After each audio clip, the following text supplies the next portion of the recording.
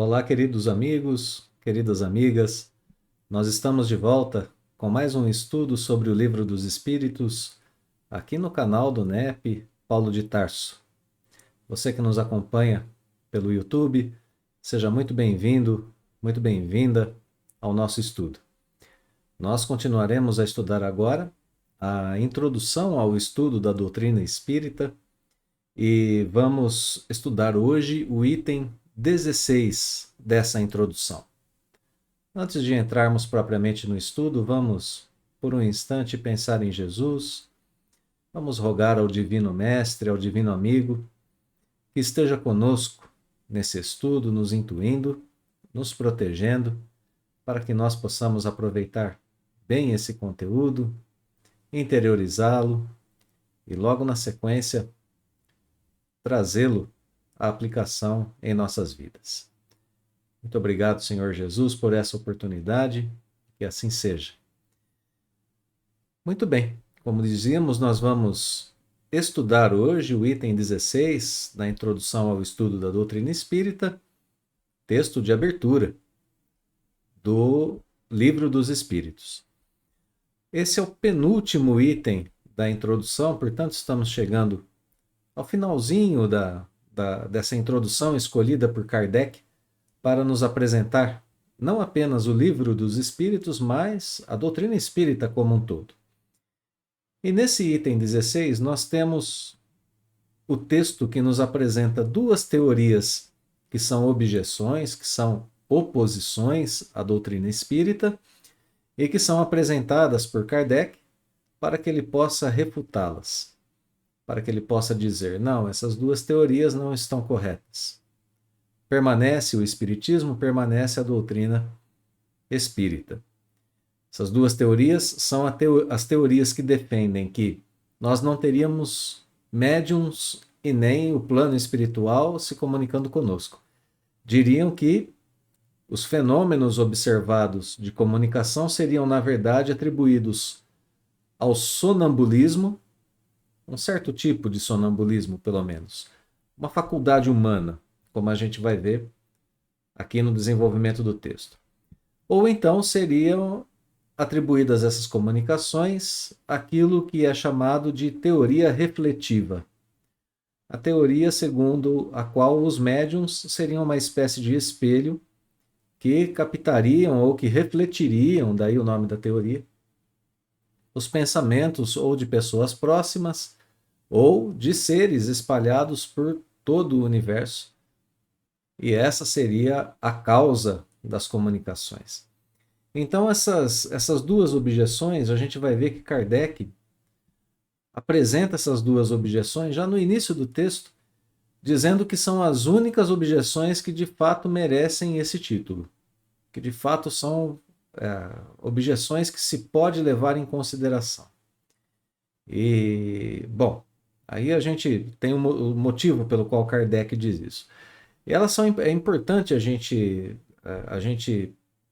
ter a consciência de que esse texto foi deixado praticamente como última análise aqui da introdução, porque se a gente tivesse essas duas teorias como verdadeiras, a gente vai ver aqui como consequência a gente perderia a doutrina espírita.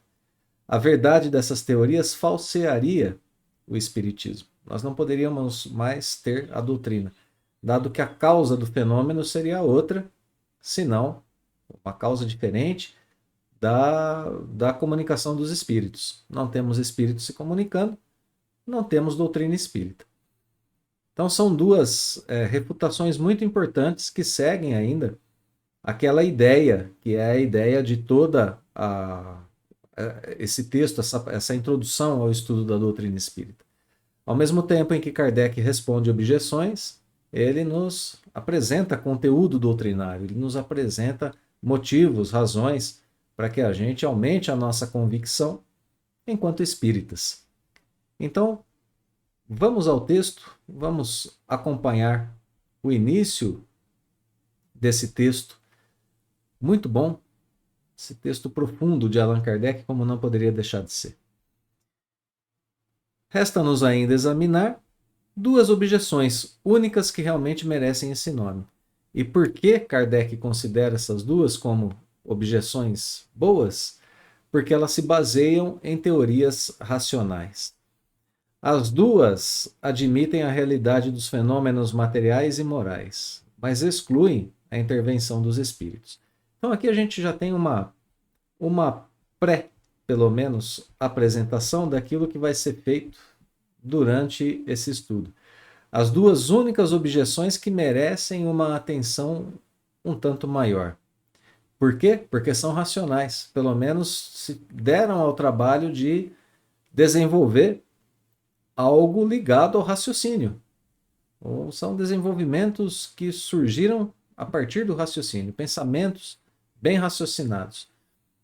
Então, tão bem raciocinados que, se comprovadas essas teorias, cai o espiritismo. Se verdadeiras, o espiritismo é falso, como dizíamos há pouco.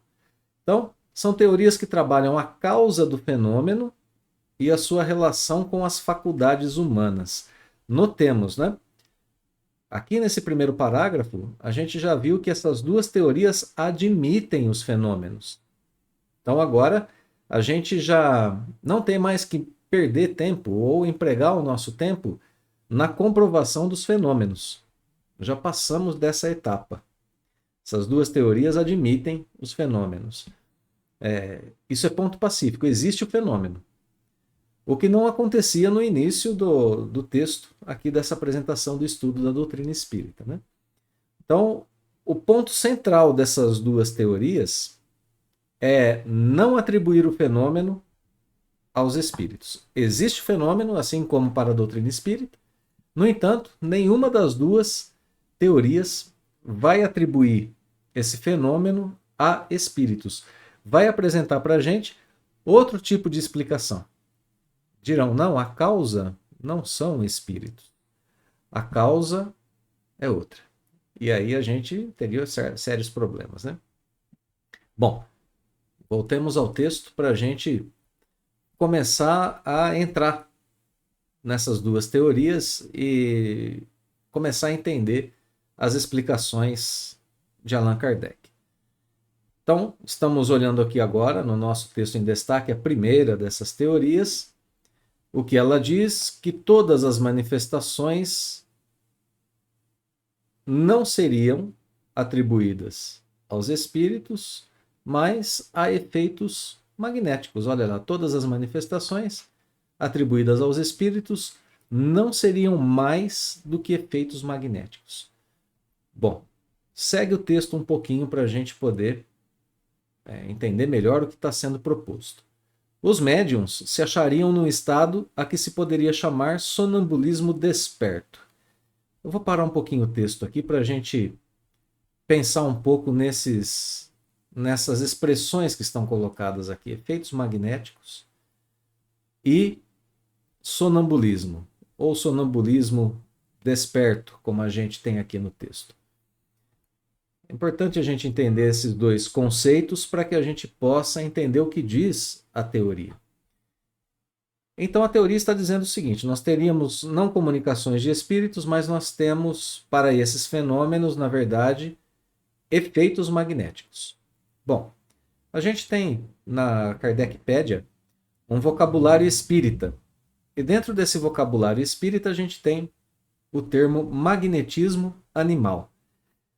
Só por aqui a gente já vê que o magnetismo que está sendo colocado aqui pelo texto não é aquele magnetismo mineral, aquele magnetismo dos ímãs, aquele na qual os ímãs se atraem em polos opostos ou são atraídos e atraem ferro, por exemplo. Não se trata disso.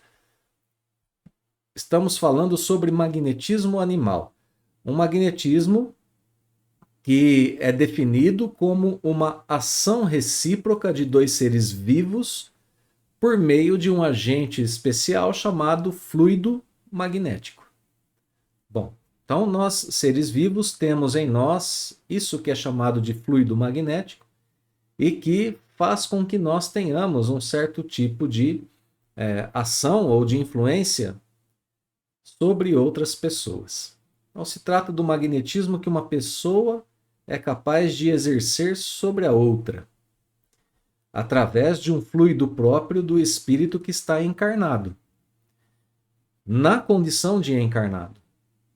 É um fluido que tem muita relação com o corpo físico. Como que a gente sabe disso? Através da questão 65 do Livro dos Espíritos. Nós vamos, portanto, desenvolver futuramente um pouco melhor esses conceitos. Mas lá na questão de número 65, nós vemos que isso que está sendo chamado de fluido magnético, na definição que a gente acabou de dar, né, de magnetismo animal, é o mesmo que o princípio vital. É aquele princípio que dá vida ao corpo. Bom, vamos ficar por aqui momentaneamente, né? A gente vai voltar a essas questões pouco adiante. Para o momento, basta a gente saber disso, que a gente tem esse fluido magnético em nós, que também pode ser chamado de princípio vital, e que só por curiosidade é o mesmo princípio, é o mesmo fluido que nós doamos quando aplicamos o passe nas casas espíritas. E que, obviamente, a gente doa, mas obviamente é reposto. Não é porque a gente aplica o passe que a gente fica com menos tempo dessa bateria, né, vamos dizer assim, do corpo físico. Então, podemos ficar tranquilos. Então, nós temos em nós esse fluido magnético e a ação dele vai causar algo, um de seus efeitos é o sonambulismo. Eu vou voltar agora um pouquinho ao texto para a gente ver que a gente tem esse movimento no texto. Então são efeitos magnéticos, olha lá, e o médium se acharia num estado de sonambulismo desperto. Então, através de efeitos magnéticos, o médium entraria nesse estado de sonambulismo. A gente tem como um dos efeitos do magnetismo o sonambulismo. O magnetismo pode provocar o sonambulismo. Esse é um dos efeitos dele. Muito bem. Então, através disso, a gente já tem uma ideia um pouco mais clara a respeito de como acontecem esses efeitos. Como que o magnetismo, como que a impulsão de um fluido pode causar o sonambulismo. Nós temos na Revista Espírita, de 1859, no mês de março, item Palestras Familiares de Além Túmulo, a comunicação de um espírito denominado Senhora Rinot. Era uma sonâmbula que estava, portanto, desencarnada há algum tempo, há cerca de 1 ano, mais ou menos, e que se comunica ali com Allan Kardec e com sua equipe na Sociedade de Paris. E uma das perguntas dirigidas a esse espírito, a essa senhora, é justamente relativa a isso que a gente está tentando estabelecer. Perguntam a ela qual era a causa, né, desse entorpecimento produzido pela ação magnética. Ou seja, como que a ação magnética causa esse entorpecimento ou até sonambulismo, se a gente quiser expandir um pouquinho, né? E ela diz que é uma agitação produzida pela sobrecarga de fluido magnetizado, que se acumula naquele que sofre a ação magnética. Então, o magnetizador transfere o seu fluido para essa pessoa através da vontade, a força de sua vontade. Essa pessoa recebe essa sobrecarga de fluido que causa nela o sonambulismo. Então, esse é o mecanismo que está sendo explicado aqui, ou que está sendo colocado aqui por Allan Kardec, dado que, na sua época, eu acredito que esses conhecimentos já eram conhecimentos mais presentes. Esses termos eram termos mais presentes, até melhor do que nos dias de hoje. Bom, então tendo explicado até aqui, vamos retomar a ideia do parágrafo. Os médiums se achariam num estado a que se poderia chamar sonambulismo desperto, fenômeno de que podem dar testemunho todos os que han estudado magnetismo. Olha aí, Kardec, né? Então, uma coisa um tanto mais clara para a época dele, principalmente para os estudantes do magnetismo. Aí vem a explicação do que acontece no estado sonambúlico na sequência.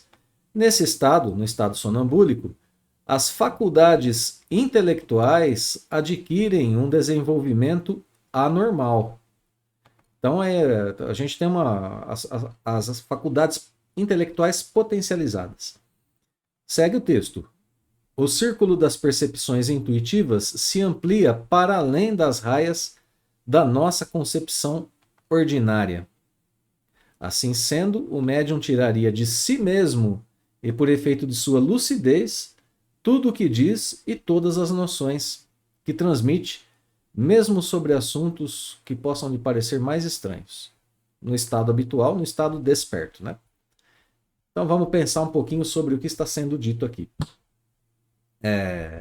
E agora a gente precisa entender um pouquinho o termo sonâmbulo. A gente sabe o que é um sonâmbulo, no sentido vulgar do termo, né? Uma pessoa que durante o sono apresenta certas atividades que são próprias apenas do estado desperto. Por exemplo, ela fala, ela anda e assim por diante. Bom, quando Kardec está falando aqui de sonambulismo, eu vou voltar um pouquinho o texto para a gente ver que ele se refere ao termo como sendo um sonambulismo desperto. Aqui, né? Onde nós estamos marcando aqui. Sonambulismo desperto.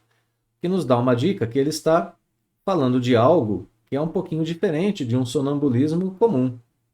É um certo tipo de sonambulismo que não é exatamente o mesmo sonambulismo que a gente conhece aí da nossa concepção comum, né? Da nossa concepção cotidiana do termo.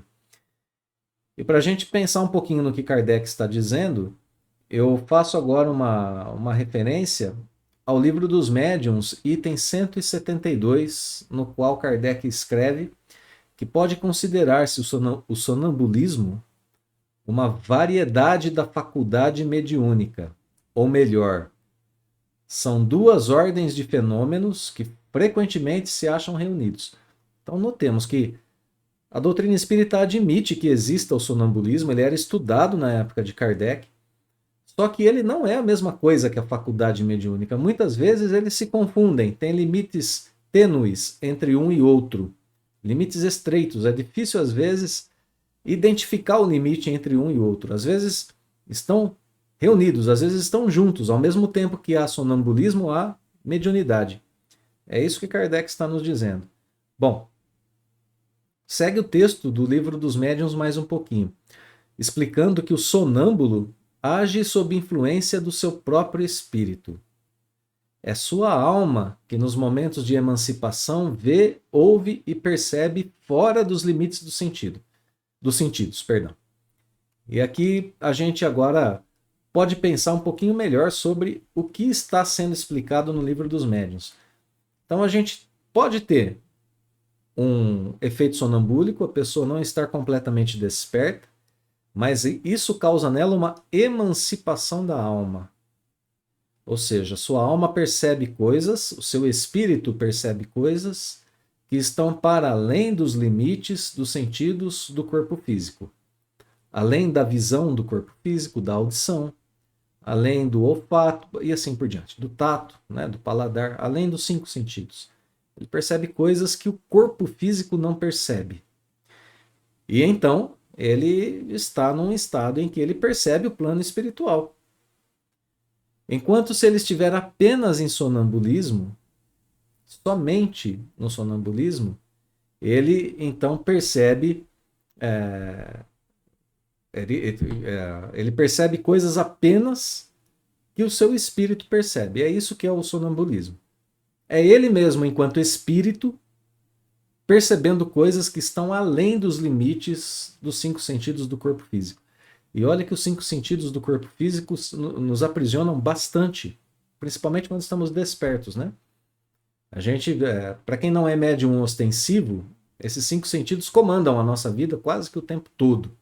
Dificilmente a gente é guiado por intuições, por exemplo, que vêm do espírito, né? Da mente. Então vejam que aqui o espírito se emancipa, se liberta um pouquinho do cativeiro desses sentidos do corpo físico, passa a ter percepções mais apuradas. É essa a explicação do sonambulismo. É isso que eles estão dizendo. Essas percepções mais apuradas fazem com que suas faculdades intelectuais tenham um desenvolvimento anormal, se potencializem. Que o círculo das percepções intuitivas se amplie. Percepções intuitivas, né? A percepção mesmo do médium a respeito, ou do espírito, né? Se a gente quiser dizer assim, se amplia. Ele percebe coisas que o corpo físico não percebe. E aí ele recebe informações de si mesmo, não existem espíritos. Aqui o ponto central dessa teoria. O médium retira informações de si mesmo, porque ele não é médium, ele é sonâmbulo. Essa é a teoria que está sendo apresentada. E aí no final do parágrafo, a gente tem a conclusão, que é de extrema importância aqui, né? Essas palavras de Kardec. O médium tiraria de si mesmo e por efeito de sua lucidez tudo o que diz e todas as noções que transmite. Tudo aquilo que surge através do que nós conhecemos como comunicação mediúnica não seria comunicação mediúnica. Seriam percepções de um sonâmbulo. Então, não tem mais médium. É uma pessoa que é a fonte. Não são espíritos se comunicando. A gente perderia aqui a mediunidade. Então, tudo isso explicado através desse aumento do potencial das faculdades individuais da pessoa que é sonâmbula, que conseguiria perceber coisas que ela não percebe enquanto está desperta. Só reforçando, né? Seria então a própria percepção do sonâmbulo, que captaria conhecimentos num estado de consciência expandido e, sendo assim, capaz de transmiti-las. Bom, isso seria algo assim muito importante da gente pensar, segundo Kardec, né? Uma teoria muito bem formulada, e agora a gente precisa mostrar que essa teoria está equivocada. E para mostrar que essa teoria está equivocada, a gente vai guardar na nossa memória o texto que está em destaque aqui, falando sobre a lucidez dos médiuns, ou melhor, dos sonâmbulos. Que a partir daqui, a gente vai ter um argumento muito, mas muito sagaz de Kardec, mostrando ali a inteligência e a capacidade do codificador como um professor inigualável. Então vamos lá. Na sequência, o texto vai dizer que Kardec conhece o poder do sonambulismo, que é uma área que ele já estuda há mais de 35 anos, portanto ele tem ali um conhecimento a respeito disso, conhecimento notável, inclusive. Ele vai concordar, como a gente viu ali no Livro dos Médiuns, na citação que fizemos até agora, que muitas manifestações são explicáveis por meio do sonambulismo, e até aqui tudo bem. Então ele está dizendo para a gente, olha, realmente a teoria tem um certo fundamento, existe o sonambulismo, ele pode explicar alguns dos fenômenos, e aí vem a palavra que a gente procura sempre no texto para mudança de ideia, né? Ou alguma palavra parecida com ela. Contudo, ele poderia escrever aqui, entretanto, apesar disso, e apresentar para a gente, na sequência, a sua teoria e as suas ideias a respeito do sonambulismo e defender a mediunidade. Então vamos lá. Contudo, falta observação cuidadosa, né?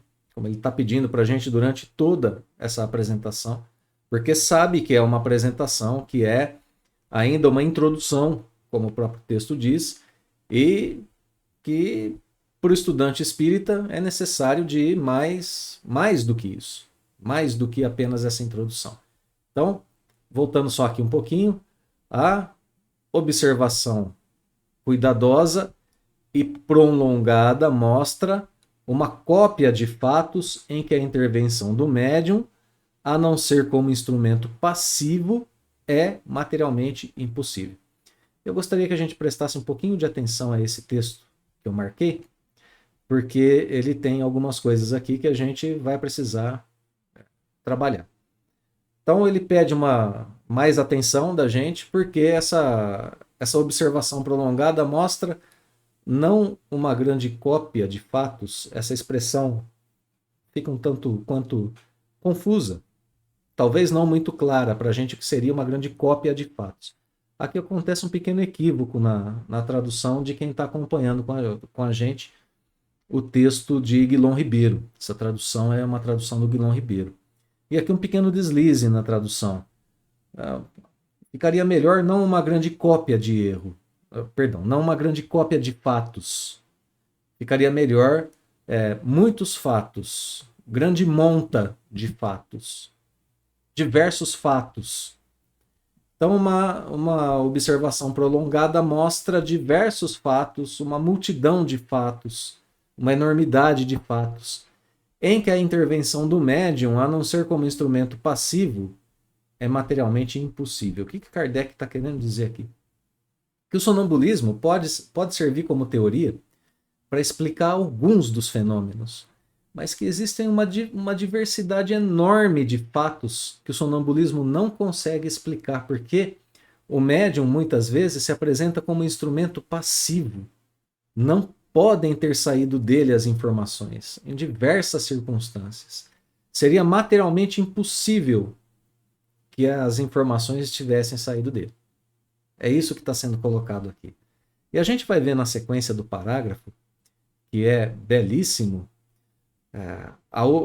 ainda, né, o pedido do codificador por mais observação e por mais estudo, a citação de algumas circunstâncias nas quais se observa que o médium, obrigatoriamente ali, teve que ser instrumento passivo.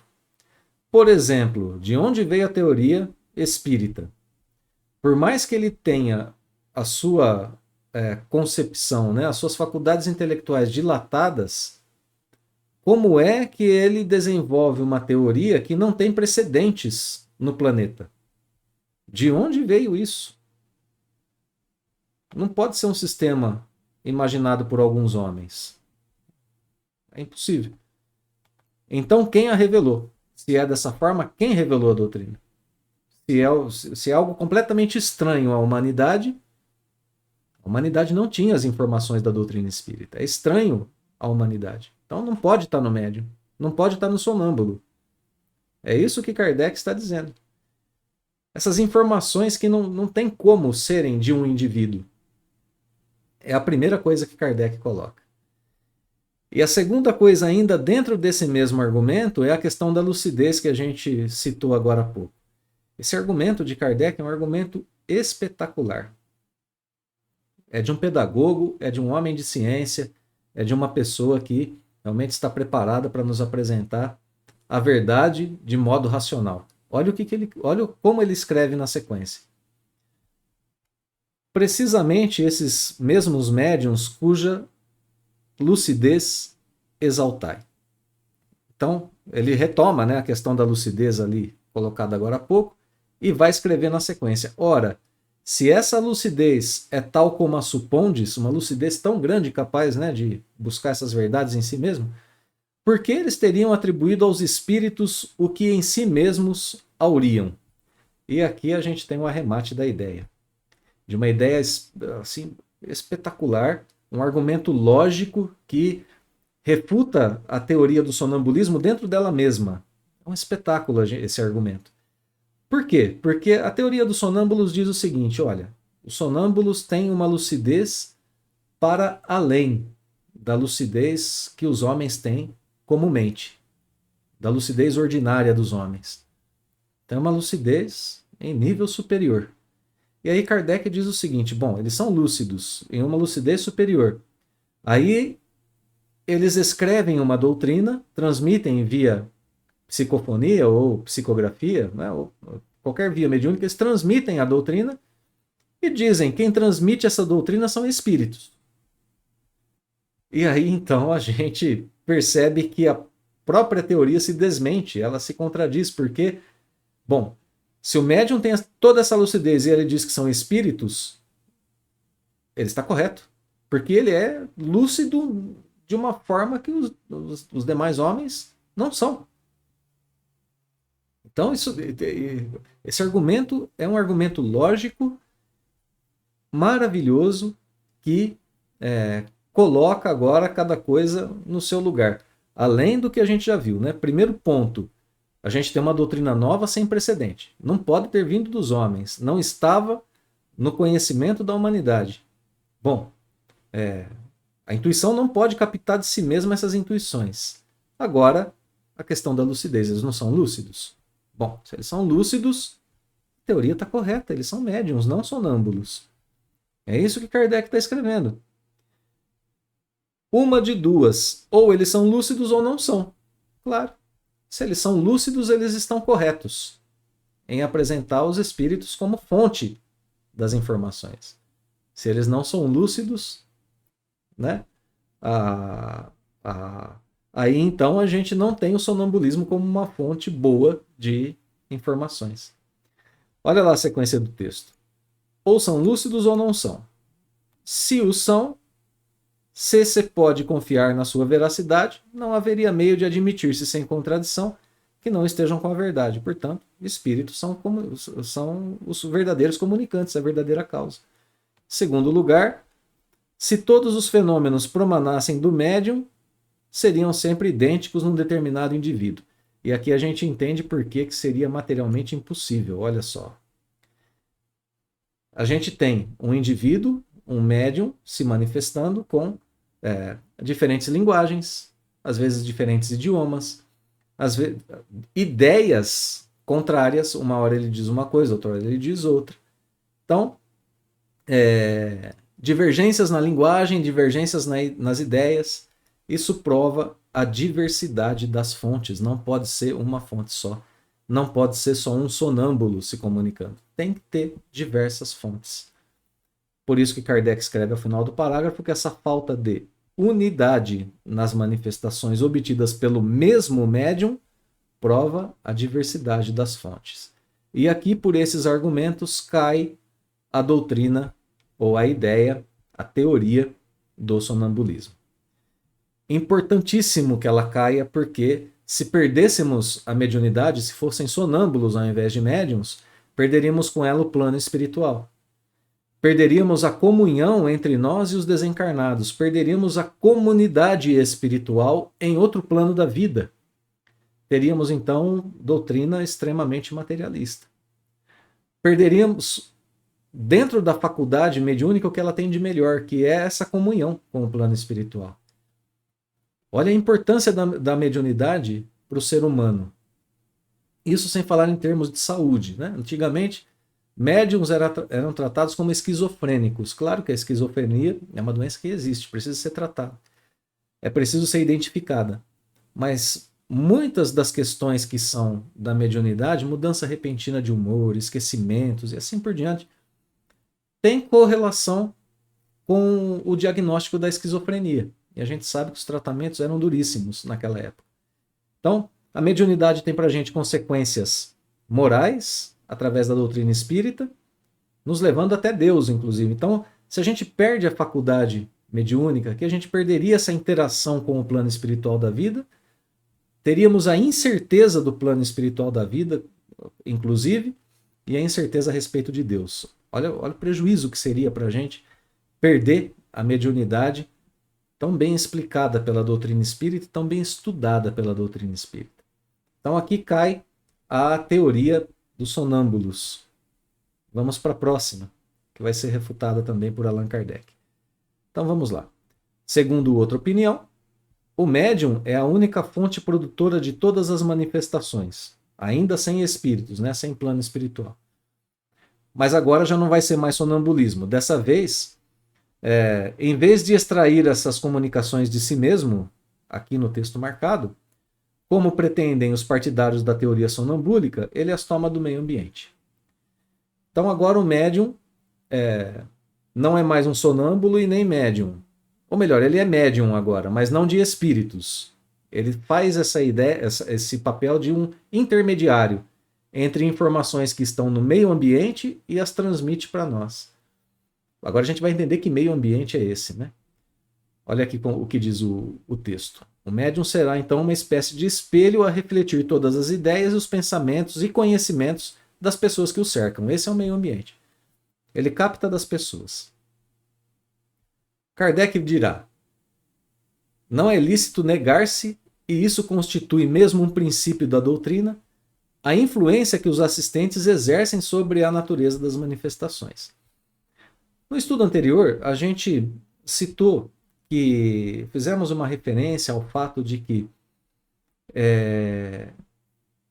os médiums têm uma certa influência nas manifestações, nas comunicações, melhor dizendo. Elas não chegam muitas vezes de forma completamente pura para a gente. Tem algum grau de interferência dos médiums.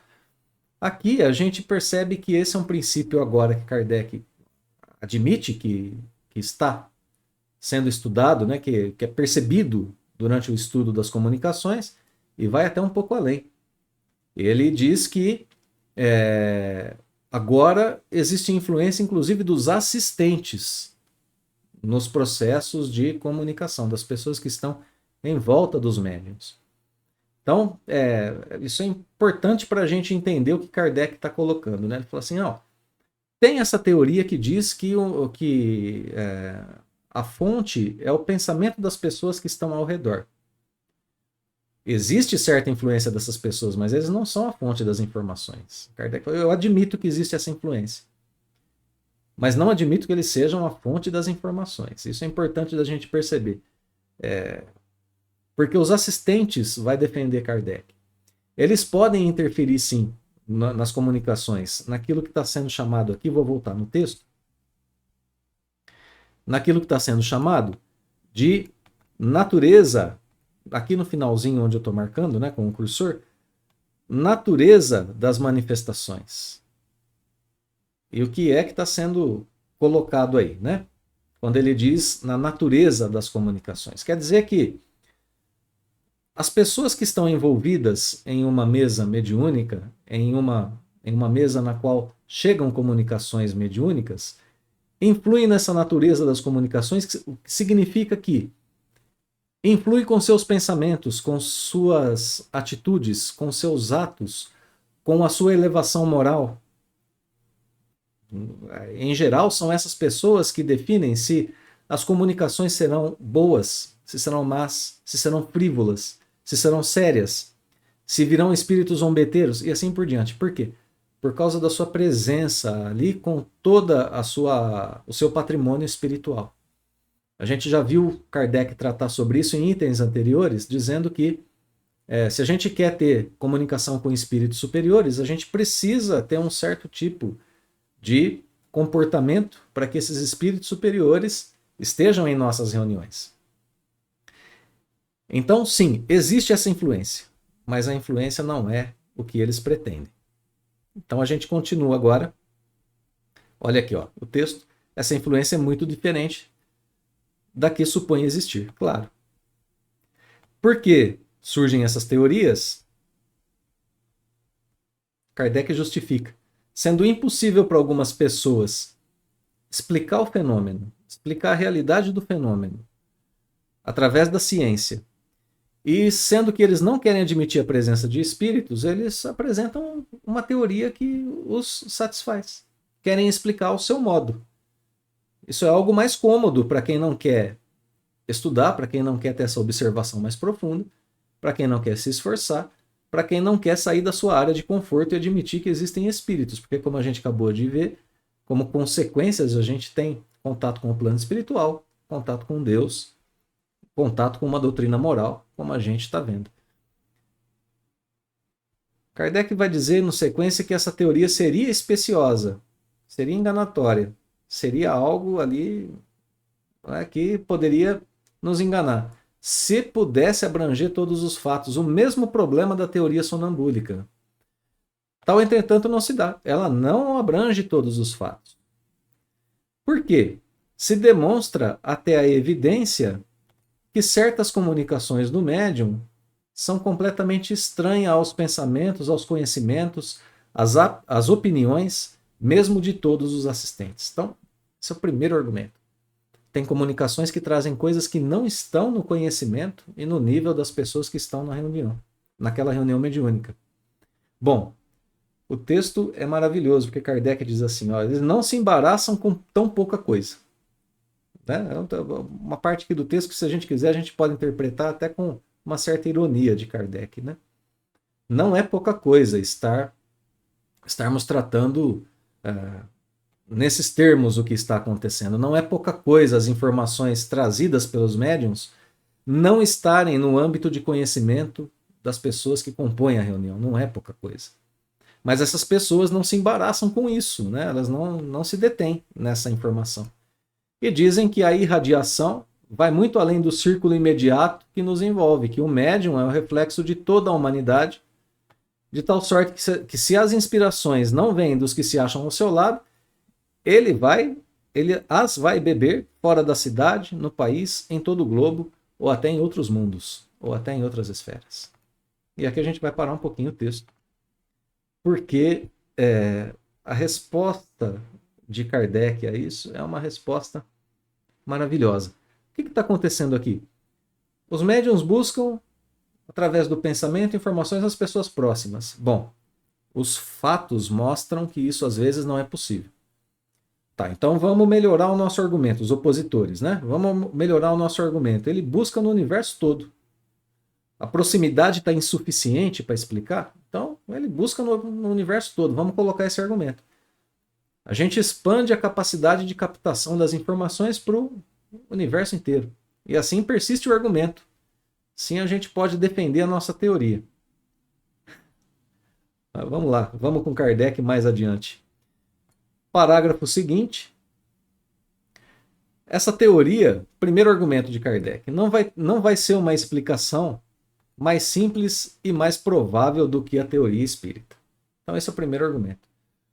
Teoria espírita é mais simples e mais provável. Ora, são espíritos se comunicando com as pessoas. A gente não precisa expandir essa capacidade de reflexão, essa capacidade de captação para o universo todo. Basta que tenham espíritos se comunicando. É um argumento mais racional, é uma questão de bom senso. Bom, tudo bem, a gente pode ter seres que povoam os espaços em contato conosco. Mas isso não vai ser uma afronta maior à razão do que dizer que seres que estão em algum lugar do universo se comunicam, que apresentam uma doutrina dizendo-se espíritos. E então como é que a gente fica com tudo isso? E tudo isso se concentrando no cérebro de um só indivíduo, que é o médium. Bom, isso tudo parece um pouco menos provável do que a doutrina, do que a teoria espírita, né? Mas virão outros argumentos. Tanto a teoria sonambúlica, né, quanto essa teoria refletiva que a gente está estudando, foram imaginadas por homens e detêm opiniões individuais. Perdão, ao passo que a doutrina dos espíritos, esse é o texto que eu queria marcar, não é de concepção humana. Foi ditada não por um, mas por diversas inteligências que se manifestaram quando disso ninguém cogitava, quando até a opinião geral a repelia. E isso eu marquei o texto aqui sem querer, não tem problema, vamos deixar assim mesmo. Risquei o texto ali, né, sem querer, mas não tem problema. Então vejam o ponto de Kardec aqui. Ninguém cogitava dessas manifestações e dessas informações, e elas vieram por diversas inteligências, como a gente acabou de ver o argumento lá em relação aos sonâmbulos. Não por uma ou outra inteligência. Então, Kardec coloca algumas perguntas na sequência que são assim grandes dificuldades, a gente não vai passar por elas. Os amigos podem ler depois com calma, tranquilos em casa, e vão perceber que são argumentos assim que falam sobre essa questão da diversidade, da distância, e que por si só colocam dificuldades grandes para essa teoria refletiva. Não dá para a gente tomar essa teoria como uma teoria séria. E aqui Kardec já nos deu assim um ponto de reflexão muito bom ao comparar opiniões individuais com a revelação. Olha só, opiniões individuais, teoria do sonambulismo, teoria refletiva. Tudo isso é comparado a uma revelação que chega por diversas fontes, por diversos médiuns, por diversos espíritos, com pensamentos concordantes, com informações elevadas, com coisas que nos fazem crescer, progredir, enfim. É toda uma doutrina que se baseia nisso que a gente tem que é a mediunidade. Bom, então, questões ali, né, desenvolvidas ainda no parágrafo. Onde e por que fora da Terra? Por que essa doutrina é melhor do que a doutrina dos espíritos? Como a concordância dos médiuns em espalhar a mesma teoria chamada de teoria dos espíritos, tá? E atribuindo essa teoria à teoria dos espíritos. Então, argumentos que colocam dificuldades sérias aí para a teoria refletiva no parágrafo 6, que a gente acabou de passar. Kardec não se dá por satisfeito e coloca outra circunstância. Que circunstância é essa? Aqui o argumento final. Aqui o argumento que realmente desconstrói as duas teorias de uma vez só, a do sonambulismo e a refletiva. Vamos lá. As primeiras manifestações na França, como na América, não se verificaram por meio da escrita e nem da palavra, e sim por pancadas. E por que isso é importante? Porque essa lembrança, esse argumento, desmonta completamente as duas teorias anteriores? Vamos lá, vamos para o texto. Então, foi por aí que essas inteligências se declararam espíritos a primeira vez. Através de pancadas em objetos, através de um tipo de comunicação que não usou o instrumento mediúnico, não usou o corpo do médium, usou o corpo de mesas para chamar a atenção, mesas que levitavam, e depois o som de pancadas. E aí a gente tem algo que precisa ser levado em consideração, porque não eram médiums se comunicando diretamente, trazendo diretamente a informação, melhor dizendo, dos espíritos. Essa informação veio através de objetos. E como que isso aconteceu? A gente já estudou aqui na introdução, né, o nascimento do fenômeno. Kardec escreve aqui, se a gente pudesse supor a intervenção do pensamento dos médiums, olha aqui, nas comunicações verbais ou escritas, outro tanto não seria lícito fazer-se com relação às pancadas, cuja significação não podia ser conhecida de antemão. O que ele está querendo dizer aqui? Bom, as primeiras comunicações, através de pancadas, ouviam-se os barulhos, os ruídos, até que alguém teve a ideia de dizer assim para as pancadas, olha, eu vou fazer perguntas para você, você responda com uma pancada para sim e duas para não. Isso foi feito. Então percebeu-se que havia uma inteligência por trás do fenômeno, a ordem progressiva dos fenômenos, como a gente viu, né? Alguém respondia de forma inteligente aquilo.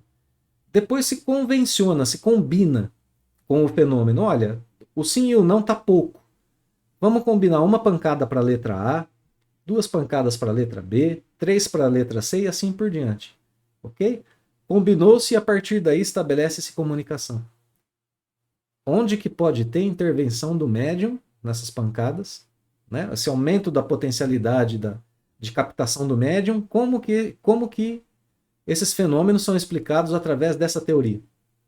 Simplesmente não são. Não é possível explicar o fenômeno através dessa teoria. E aqui esse argumento, o argumento final, né, a gente pode dizer assim que é o argumento que desmonta de uma vez as ideias de sonambulismo como fonte das informações, não como algo que exista. Existe o sonambulismo, mas ele não é a fonte de todas as comunicações. Teoria refletiva, auxiliares e participantes da reunião interferem? Interferem, mas também não são fonte da comunicação. Então, as duas desmontadas pelo início dos fenômenos. Aqui, a capacidade, né, de Kardec de explicação é notável. Ele lembra do início do fenômeno e nos diz, olha, tem uma questão de materialidade nos primeiros fenômenos de comunicação que comprovam a comunicação de uma fonte inteligente. Isso é de extrema importância para a gente. Aqui a gente tem a prova da comunicação de uma fonte inteligente.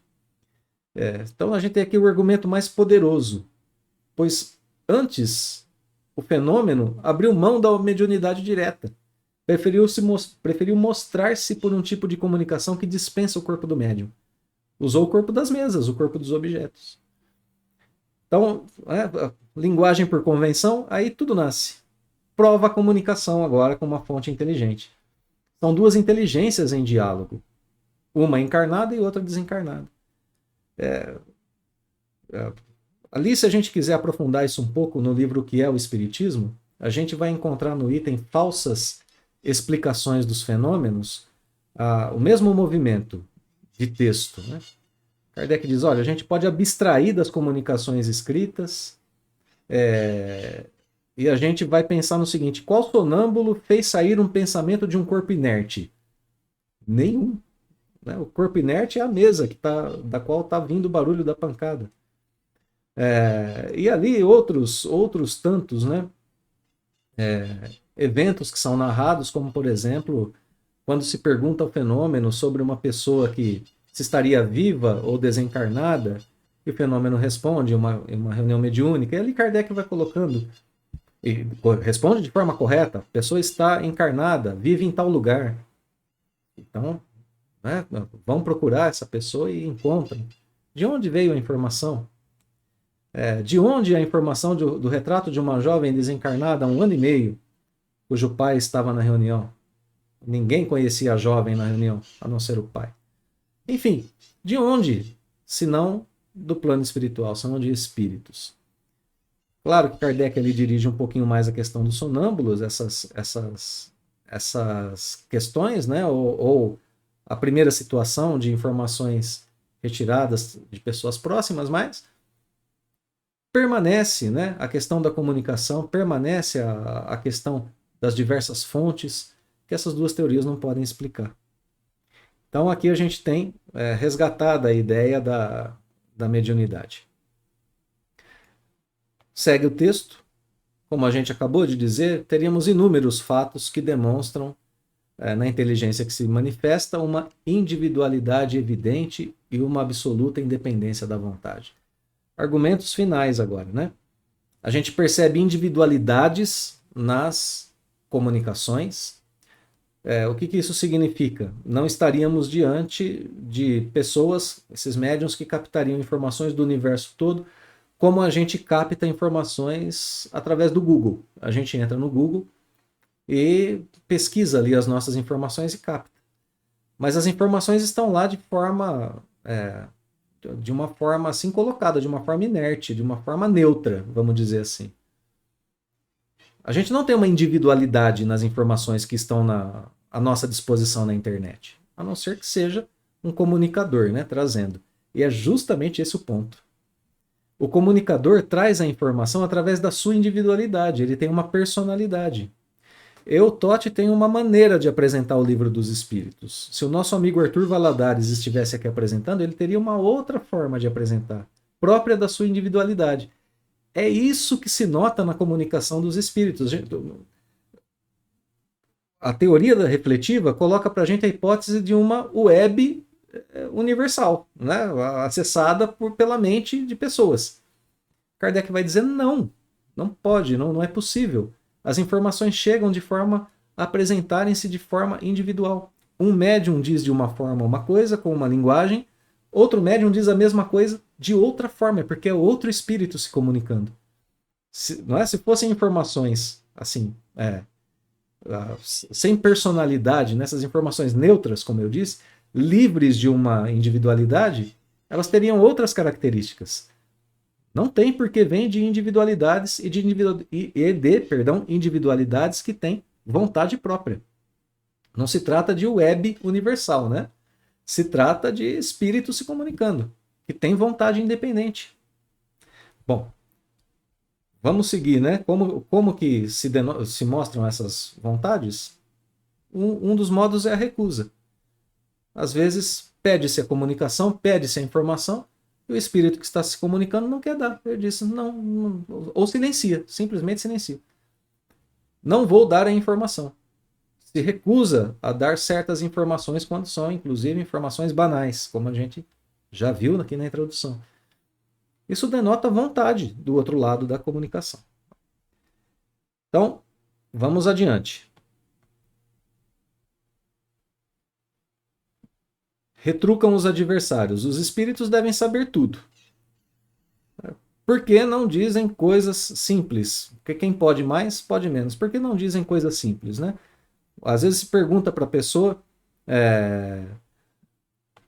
por que é dia às 12 horas? E o espírito silencia, ele não quer responder.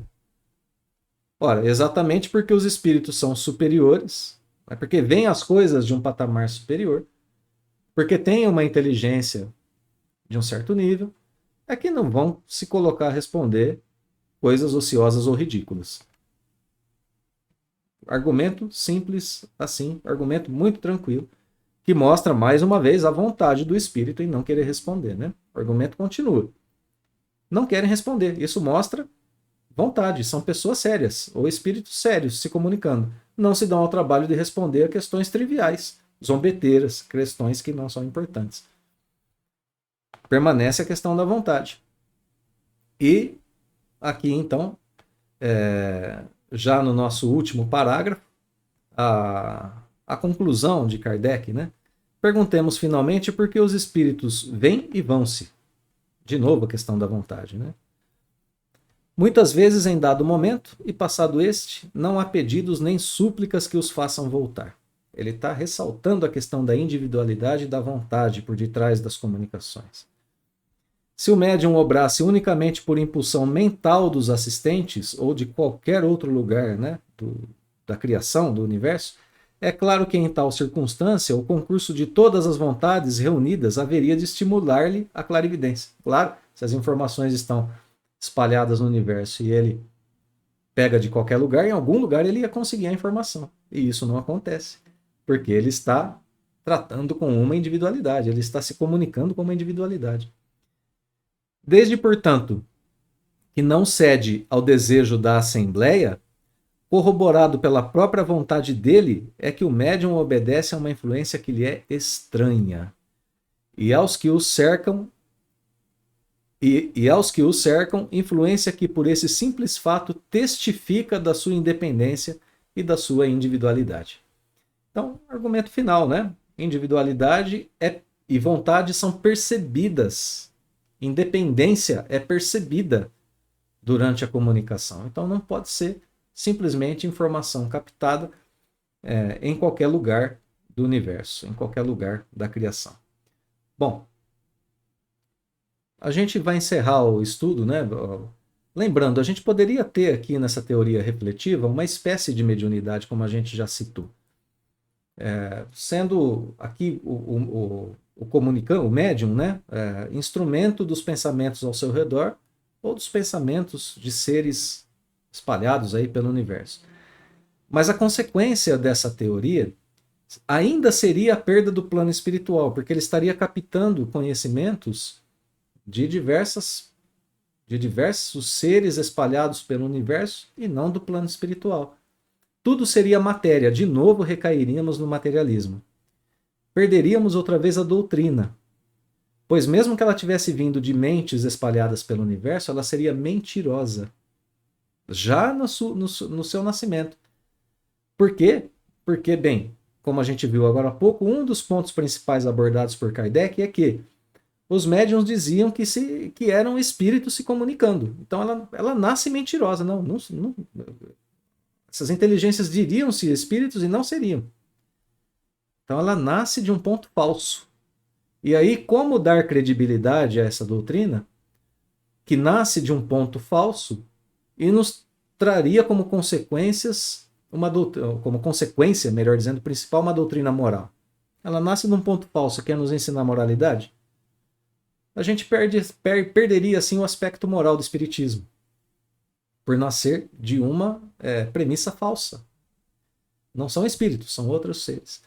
Então aqui Kardec, ao salvar a mediunidade, ao manter íntegra a questão da mediunidade enquanto comunicação com espíritos que nos ensinam um sistema moral que nos leva a Deus, ele resguarda a doutrina. O que há de mais importante na doutrina?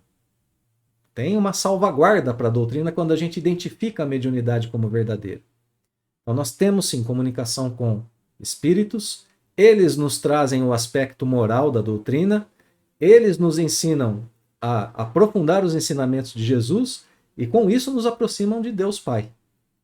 E agora a gente tem de novo o corpo doutrinário, as 5 obras básicas prontas para o nosso estudo. Então, resgatemos, né? Façamos um exercício mental rápido.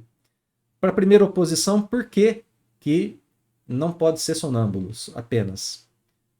Pela própria questão da lucidez dos médiuns, como a gente viu. Pela questão da variedade de linguagens e ideias que vêm de lá para cá, que não podem ser atribuídas a um indivíduo sonâmbulo. E pelo próprio fenômeno, que disse que eram espíritos se comunicando. Para a segunda teoria, segunda oposição, que é a oposição da teoria refletiva. A simplicidade da explicação espírita é melhor e abrange todos os casos, o que a refletiva não faz. A gente tem dentro da teoria refletiva a opinião individual de algumas pessoas e na codificação espírita a revelação coletiva. A gente tem a prova de comunicação lá nos primórdios do fenômeno, como a gente viu. Argumentos fortes, hein? Primeiro, né? Comunicação por pancadas. Isso prova a comunicação. Então, não pode ser reflexão de ideias de outras pessoas. Prova de individualidade e independência da vontade durante as comunicações. Prova que são espíritos. Pronto, a gente refutou as duas teorias e mantivemos, graças a Kardec, a questão da mediunidade como um ponto seguro para a humanidade, como um ponto de contato seguro com o plano espiritual, como um caminho de elevação a Deus. Cito o Espírito de Verdade no capítulo 6 do Evangelho segundo o Espiritismo. Meu Pai não quer aniquilar a raça humana, mas quer que, ajudando-vos uns aos outros, encarnados e desencarnados, né, mas quer que vos auxilieis, né, encarnados e desencarnados. Não é uma citação ipsis literis, mas a ideia é essa, né? Deus quer que encarnados e desencarnados se auxiliem mutuamente. É essa a ideia do Espírito de Verdade. Perdão se ficou um pouco confuso anteriormente, né? Então, conclusão final, conclusão do estudo, o próprio fenômeno bem estudado comprova a mediunidade.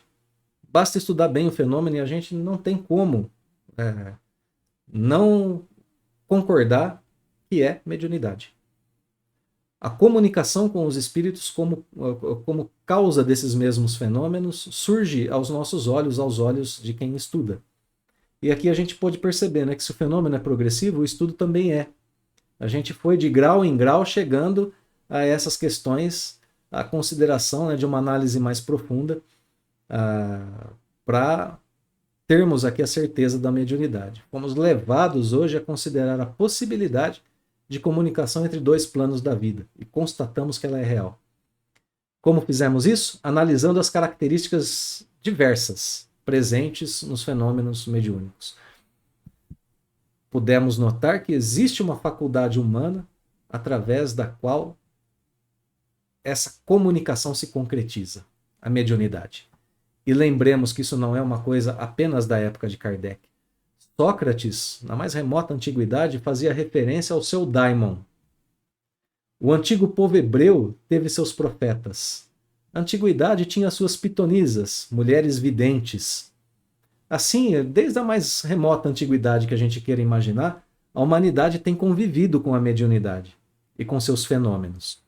Então, mesmo diante das mais significativas demonstrações, provas, estudos sérios, o próprio Kardec, o próprio codificador, encontrou resistência humana para aceitar essa realidade. Estejamos atentos, nós espíritas. Vivemos tempos de necessidade de encontro e desenvolvimento da nossa espiritualidade. A vida está nos cobrando isso. Que caminho melhor que isso do que a mediunidade? Prestemos atenção. Todos nós somos médiuns em algum nível. Podemos não ser médiuns ostensivos, mas temos as nossas intuições do plano espiritual, temos capacidade de desenvolver essa comunicação com os nossos anjos da guarda através da prece, das orações, do evangelho no lar. Façamos uso da comunicação com o plano espiritual. E nos orientemos pelos bons médiuns, pelos bons espíritos, porque isso nos facilita o caminho aqui na Terra.